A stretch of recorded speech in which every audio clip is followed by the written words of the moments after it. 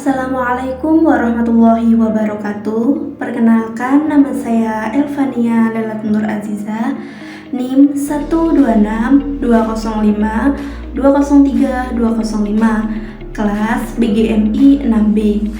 Tugas ini saya ajukan untuk memenuhi ujian akhir semester mata kuliah pembelajaran tematik terpadu MI atau SD dengan dosen pengampu Ibu Maftuha MPD. Di sini saya akan menjelaskan modul ajar kurikulum merdeka yang telah saya buat. Baik, langsung saja. Di sini untuk pertama ada cover dan saya tulis judul modul ajar yang saya ambil yaitu modul ajar pendidikan Pancasila dan Kewarganegaraan.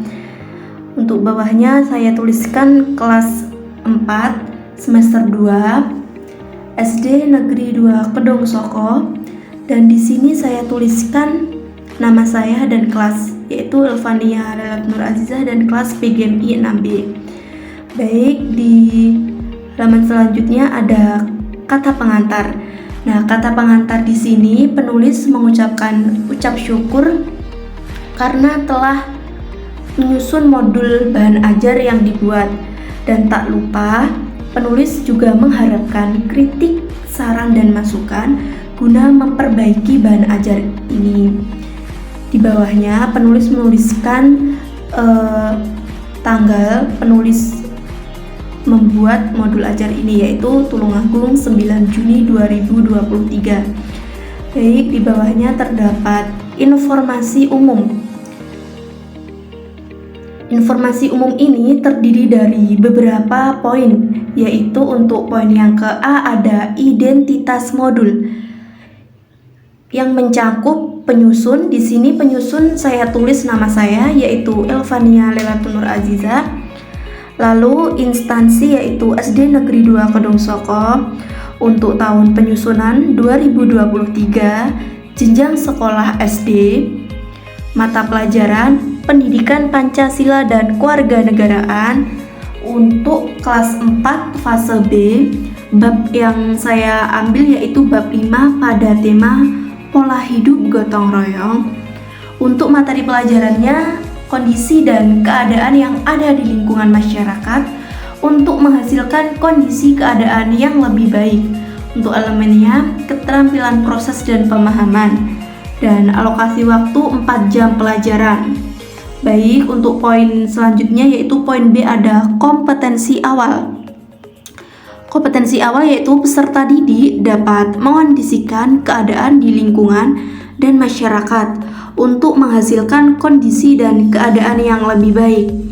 Untuk kompetensi selanjutnya yaitu peserta didik dapat menunjukkan sikap dan perilaku positif dalam mengondisikan keadaan di lingkungan dan masyarakat untuk menghasilkan kondisi dan keadaan yang lebih baik. Dilanjut, poin selanjutnya yaitu poin yang ke C ada profil pelajar Pancasila, yaitu beriman, bertakwa kepada Tuhan Yang Maha Esa, dan berakhlak mulia. Lanjutnya berkebinekaan global, gotong royong, mandiri, bernalar kritis, dan kreatif. Baik, dilanjut poin selanjutnya yaitu poin yang ke D ada sarana dan prasarana, yaitu buku dan modul ajar PPKN kelas 4. Poin selanjutnya yaitu poin E ada target peserta didik, yaitu peserta didik reguler atau tipikal umum tidak ada kesulitan dalam mencerna dan memahami materi ajar. Untuk selanjutnya peserta didik dengan pencapaian tinggi mencerna dan memahami dengan cepat, mampu mencapai keterampilan berpikir atas tinggi atau HOTS, dan memiliki keterampilan memimpin. Untuk poin selanjutnya yaitu poin F ada model pembelajaran. Model pembelajarannya di sini yaitu ada discovery learning, ceramah, diskusi, tanya jawab, dan presentasi. Baik, langsung saja. Di sini ada kompetensi inti yang memuat beberapa poin lagi, yaitu poin yang ke A ada tujuan pembelajaran. Tujuan pembelajarannya yaitu yang pertama, peserta didik dapat mengondisikan keadaan di lingkungan dan masyarakat untuk menghasilkan kondisi dan keadaan yang lebih baik. Selanjutnya, peserta didik dapat menunjukkan sikap dan perilaku positif dalam mengondisikan keadaan di lingkungan dan masyarakat untuk menghasilkan kondisi dan keadaan yang lebih baik. Dan selanjutnya yaitu ada pemahaman bermakna, yaitu peserta didik untuk mempelajari materi, merespon secara memadai terhadap karakteristik orang dan benda yang ada di lingkungan sekitarnya. Dilanjut, poin yang ke-C yaitu pertanyaan pemantik. Untuk pertanyaan pemantik ini yaitu yang pertama, apakah manfaat gotong royong? Lalu pertanyaan yang kedua, siapa saja yang dapat mengikuti gotong royong? Yang ketiga, sebutkan 2 contoh hidup rukun, saling berbagi, dan saling tolong di lingkungan masyarakat. Untuk pertanyaan yang keempat, bagaimana keadaan masyarakat yang gemar bergotong royong? Dan pertanyaan yang terakhir yaitu, mengapa kita harus bergotong royong? Baik, dilanjut untuk poin yang ke-D yaitu ada kegiatan pembelajaran. Kegiatan pembelajaran untuk yang pertama yaitu ada kegiatan pendahuluan, yaitu dengan waktu 10 menit. Yang pertama, guru mempersiapkan perangkat pembelajaran yang akan digunakan dalam pembelajaran. Yang kedua, guru melakukan presensi kehadiran. Yang ketiga, guru dan peserta didik menyampaikan salam dan berdoa. Yang keempat, guru menyampaikan tujuan pembelajaran, manfaat pembelajaran, kegiatan pembelajaran, tujuan pembelajaran yaitu berkenaan dengan masyarakat. Yang kelima, guru memberikan persepsi. Lalu yang keenam, guru memberikan motivasi kepada peserta didik tentang pentingnya mempelajari kondisi dan keadaan yang ada di lingkungan dan masyarakat untuk menghasilkan kondisi dan keadaan yang lebih baik agar siswa antusias dalam mempelajari materi ini. Yang ketujuh ada guru menyampaikan teknik penilaian atau asesmen. Baik, untuk selanjutnya yaitu pertemuan pertama ada kegiatan inti dengan waktu 50 menit. Yang pertama, ini guru menampilkan video yang telah diunduh dengan menggunakan laptop dan proyektor. Lalu yang kedua ada ini guru mempersilahkan peserta didik untuk menyaksikan tayangan video. Yang ketiga, setelah penayangan video, guru menyampaikan pertanyaan terkait tayangan video untuk merangsang peserta didik menyampaikan pendapatnya. Nah, di sini ada alternatif pertanyaan yang dapat diajukan. Di antaranya untuk yang ke-A ini ada tayangan apakah yang ada di dalam video tersebut. Lalu yang B, di manakah lokasi yang ada dalam video tersebut dan lain sebagainya. Untuk yang keempat, ini ada guru mempersilahkan kepada setiap peserta didik untuk menyampaikan pendapatnya tentang video tersebut berdasarkan pertanyaan-pertanyaan tersebut. Lalu yang kelima ini ada guru mengklarifikasi masalah dengan cara memberikan penjelasan pada pendapat yang disampaikan oleh peserta didik dan mengarahkannya sesuai materi pembelajaran. Yang keenam, guru memberi lebar aktivitas kepada peserta didik yang harus dikerjakan secara mandiri. Dan yang ketujuh, guru mempersilahkan beberapa peserta didik untuk menyampaikan hasil lembar aktivitas yang telah dikerjakannya. Baik, untuk selanjutnya yaitu pada pertemuan yang kedua ada kegiatan inti dengan waktu 50 menit. Yaitu yang pertama ada guru menempelkan gambar yang berkaitan dengan membangun tim dan mengelola gotong royong untuk mencapai tujuan bersama di papan tulis atau mengedarkannya kepada setiap kelompok. Yang kedua, guru mempersilahkan kepada setiap peserta untuk mengamati gambar tersebut. Lalu yang ketiga, Setelah peserta didik mengamati gambar, guru menyampaikan pertanyaan terkait untuk merangsang peserta didik menyampaikan pendapatnya. Untuk alternatif pertanyaannya yaitu yang A, apa yang kamu pahami dari gambar tersebut? Yang B, mengapa hal itu ada dalam gambar tersebut? Dan yang ke C, bagaimana suasana yang tampak pada gambar tersebut? Untuk yang keempat, guru mempersilahkan kepada setiap kelompok peserta didik untuk menyampaikan pendapatnya tentang gambar tersebut berdasarkan pertanyaan-pertanyaan tersebut.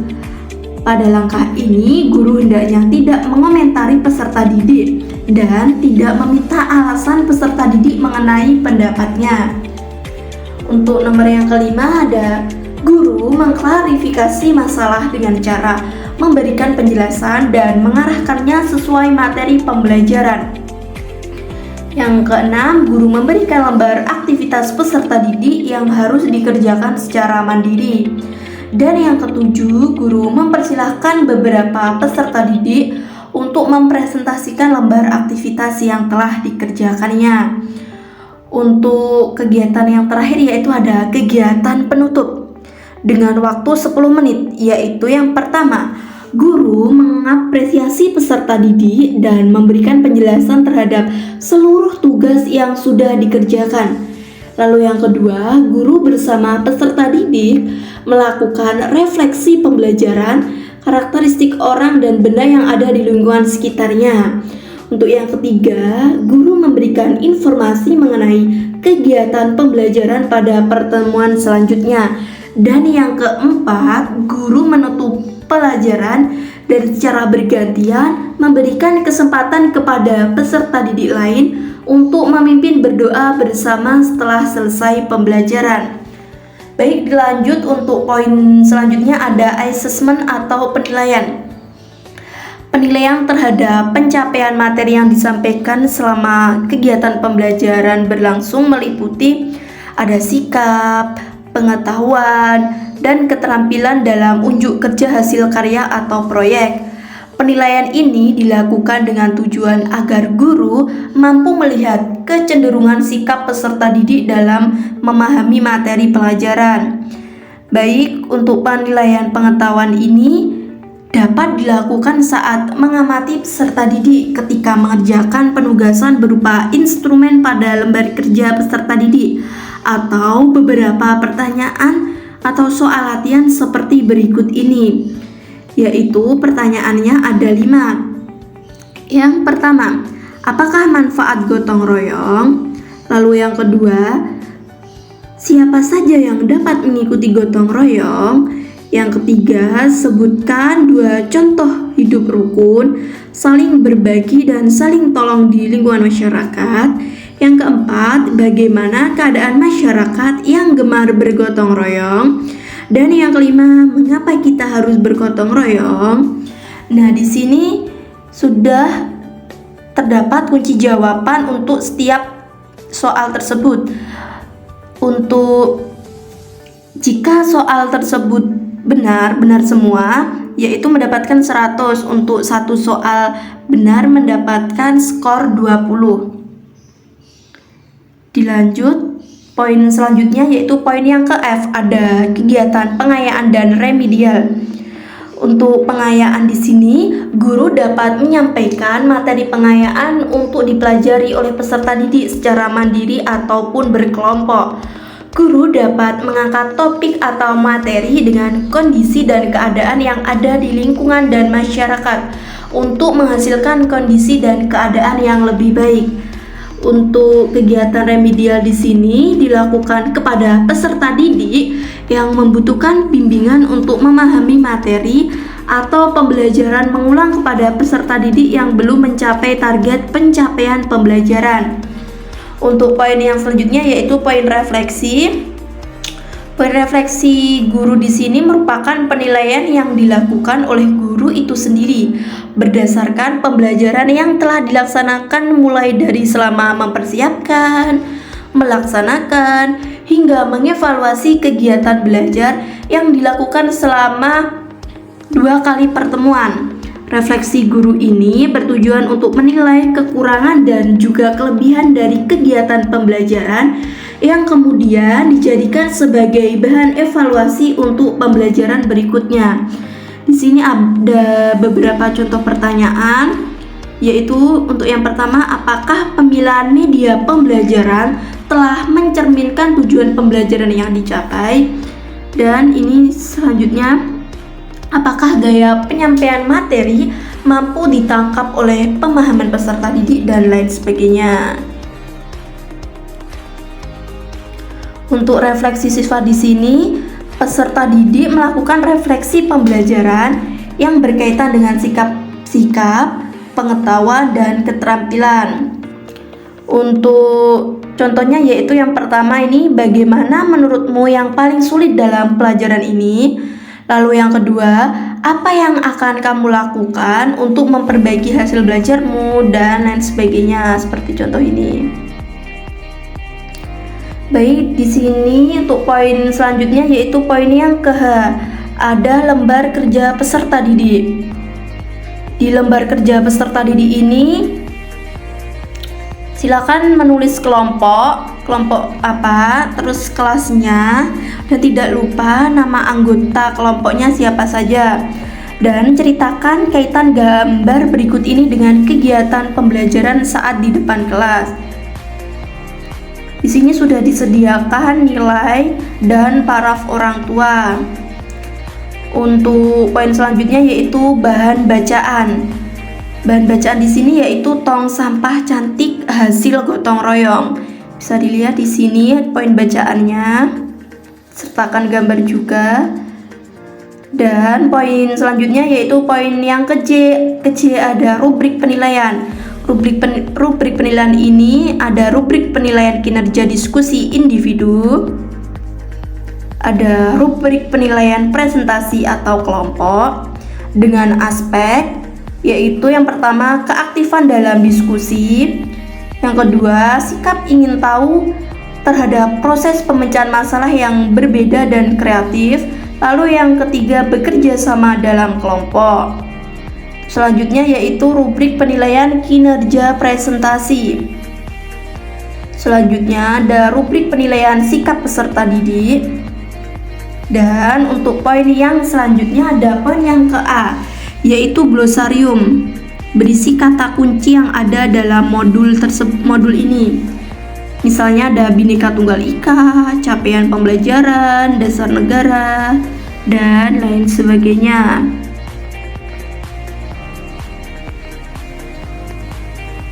Dan untuk poin yang terakhir ada poin yang ke-L, ada daftar pustaka, yaitu berisikan sumber-sumber yang ada dalam modul ajar ini.